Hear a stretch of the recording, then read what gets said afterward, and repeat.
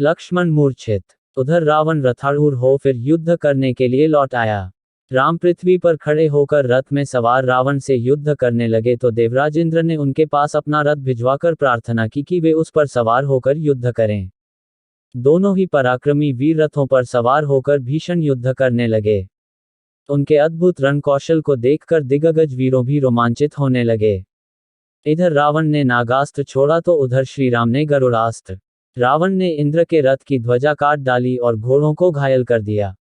रावण के बाणों से बार बार आहत होने के कारण श्रीराम अपने बाणों को प्रत्यंचा पर नहीं चढ़ा पा रहे थे।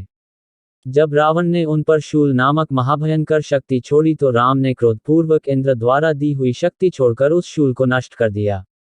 फिर उन्होंने लगातार बाण वर्षा करके रावण को बुरी तरह घायल कर दिया। रावण की यह दशा देखकर उसका सारथी उसे रणभूमि से बाहर ले गया। अपने सारथी के इस कार्य से रावण को बहुत क्रोध आया और उस फटकार कर उसने रथ को पुनः रणभूमि में ले चलने आज्ञा दी।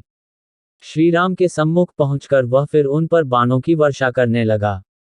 दोनों महावीर महारथियों के बीच फिर ऐसा भयंकर युद्ध आरंभ हुआ कि वानरों और राक्षसों की विशाल सेनाएं और पराक्रमी वीर अपने हाथों में हथियार होते हुए भी निश्चेष्ट होकर उनका रणकौशल देखने लगे। राक्षसों की दृष्टि रावण के पराक्रम पर अटकी हुई थी तो वानरों की श्रीराम के शौर्य पर। श्रीराम को अपनी विजय पर पूर्ण विश्वास था और परिस्थितियों को देखते हुए रावण समझ गया था कि उसकी मृत्यु निश्चित है। यह सोचकर दोनों रणकेसरी अपनी पूरी शक्ति से युद्ध करने लगे। पहले रामचंद्र जी ने रावण के रथ की ध्वजा को एक ही बाण से काट गिराया। इससे क्रोधित होकर रावण चारों ओर गदा, चक्र, परिध, मूसल, शूल तथा माया निर्मित शस्त्रों की वर्षा करने लगा। दोनों ओर से भयानक घात प्रतिघात होने लगे। युद्ध विषयक प्रवृत्ति और निवृत्ति में दोनों ही रणपंडित अपना अपना अद्भुत कौशल दिखाने लगे। सनसनाते बाणों के घटाटोप से सूर्य की प्रभा लुप्त हो गई और वायु की गति भी मंद पड़ गई। देव, गंधर्व, किन्नर, यक्ष, सिद्ध, महर्षि सभी चिंता में पड़ गए। तभी अवसर पाकर महाबाहु राम ने एक विषधर समान बाण छोड़कर रावण का मस्तक काट डाला, परंतु उसके स्थान पर रावण का वैसा ही दूसरा नया सिर उत्पन्न हो गया। जब श्रीराम ने उसे भी काट डाला तो वहां तीसरा शीश प्रकट हो गया। इस प्रकार बार बार शीश कटने पर भी उसका अंत नहीं हो रहा था।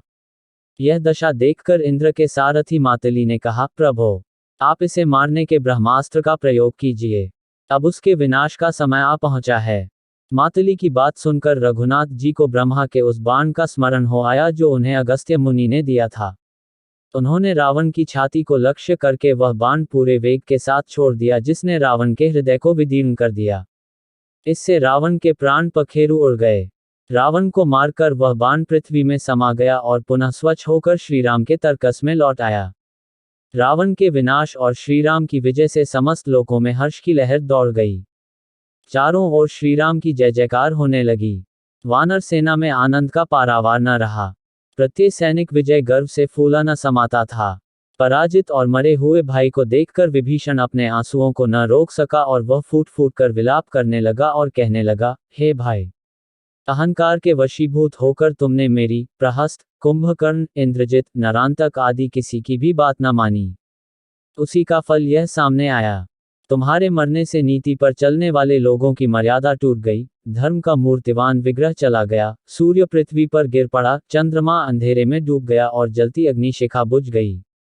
विभीषण को इस प्रकार विलाप करते देख श्रीराम ने उसे समझाया, हे विभीषण, तुम्हें इस प्रकार शोक नहीं करना चाहिए। रावण असमर्थ होकर नहीं मरा है, उसने प्रचंड पराक्रम का प्रदर्शन किया है।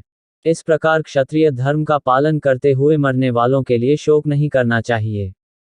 युद्ध में सदा विजय ही विजय मिले, ऐसा पहले भी कभी नहीं हुआ है। यह सोचकर उठो और संयत मन से प्रेत कर्म करो। मैं इसमें तुम्हें पूरा सहयोग दूंगा। बैर जीवन काल तक ही रहता है, मरने के बाद उस बैर का अंत हो जाता है। इसलिए यह जैसा तुम्हारा स्नेह पात्र है, उसी तरह मेरा भी है।